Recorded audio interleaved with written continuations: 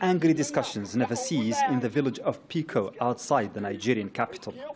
Since Abuja was chosen to build a new capital 40 years ago, they say their social and economic status has continued to deteriorate. They still live in humble mud homes without basic amenities. We have no medical care here, and we have no functioning schools. The teachers refuse to stay here.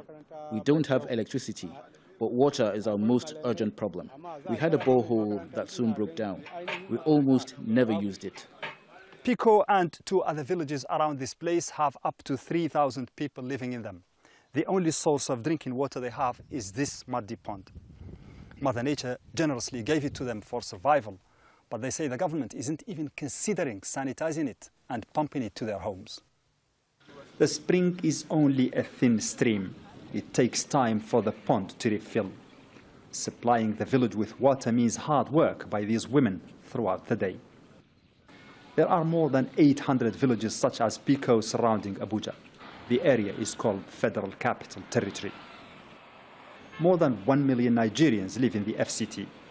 Pockets of poverty side by side with posh new residential districts owned mostly by people who came from other regions. The government has presented to Nigeria that FCT is virgin. So people that are living in the FCT are people that came from other 36 states. That's why they are calling the 858 villages satellite towns. Yet these villages existed before even Nigeria was amalgamated in 1914. Al Jazeera's request for comment from the government was declined. DANLADI and his community continue to demand reform. But they say their voice is hardly heard because they don't have any meaningful representation at the higher level. The constitution says the president is also governor of FCT.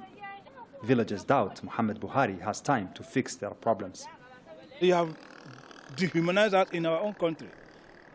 The worst of the matter, there is no system for accountability for the governors of the FCT. Please, for justice and equity and democracy to work, there is nowhere in the world that the head of state will become the governor of the territory again. It's not done anywhere. Let the head of state please relinquish that position and let people here exist and have their own governance. They do not have a governor, they do not have a mayor, so it is like they're deprived. And they believe that it is only by instating the people or putting them in this position of authority that they will be able to make any meaningful impact. Without an elected mayor, governor, local council or minister, FCT people say they feel powerless, which means economic deprivation for them. Mohamed Vall, Al Jazeera, Abuja, Nigeria.